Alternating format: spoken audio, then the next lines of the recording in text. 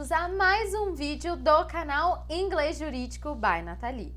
Eu sou a Nathalie e hoje vim falar com vocês sobre as palavras court and courthouse.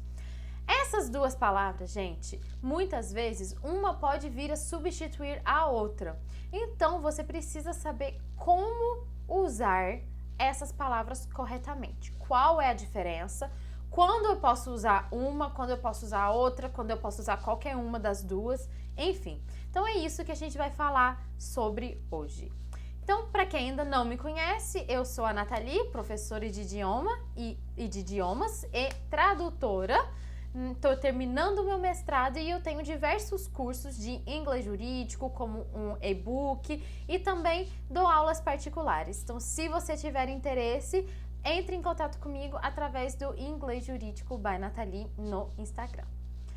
Vamos começar com a definição da palavra court. A court is a permanently organized body with independent judicial powers defined by law, meeting at a time and place fixed by law for the judicial public administration of justice. Vamos lá, como que eu vou traduzir a palavra corte? Bom, uma possível tradução pode ser um tribunal ou uma corte, enfim.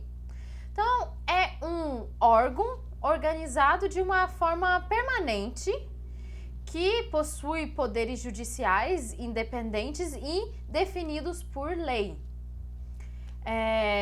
Nesse local, né, ou nessa definição, digamos, ficam reunidos em um horário e um lugar fixado por lei para a administração pública da justiça. Ou seja, gente, quando eu falo de court, eu estou falando de uma sala, aquele lugar onde o juiz profere os julgamentos, certo? Aquele local físico onde a justiça é administrada de forma pública é a corte, certo? Agora, vamos lá. Courthouse. Já viram que a palavra, a diferença aqui é que tem um house depois. House, casa.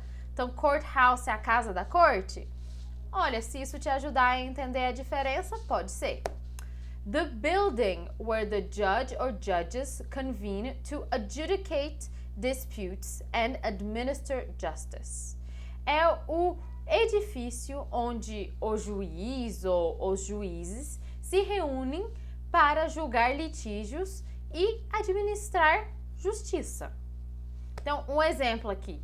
The lawyers agreed to meet at the court at 8 a.m. Vocês viram que aqui, inclusive no exemplo, é utilizado court e não courthouse. Aqui poderia ser qualquer um dos dois, at the courthouse or at the court. Né? Os advogados combinaram ou concordaram de se reunirem no tribunal, enfim, na corte, às 8 horas da manhã.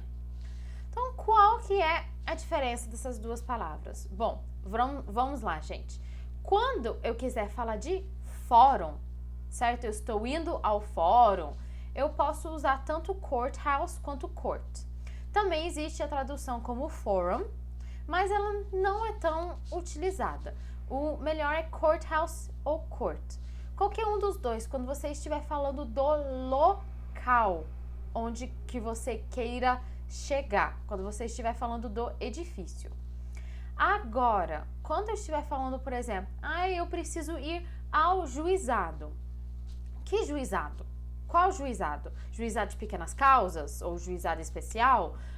Juizado de menores? Enfim, o court é utilizado como precisa normalmente de um adjetivo antes.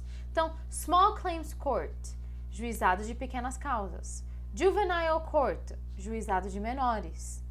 Então, o court você usa quando você está falando de você pode usar quando você estiver falando da teoria, digamos.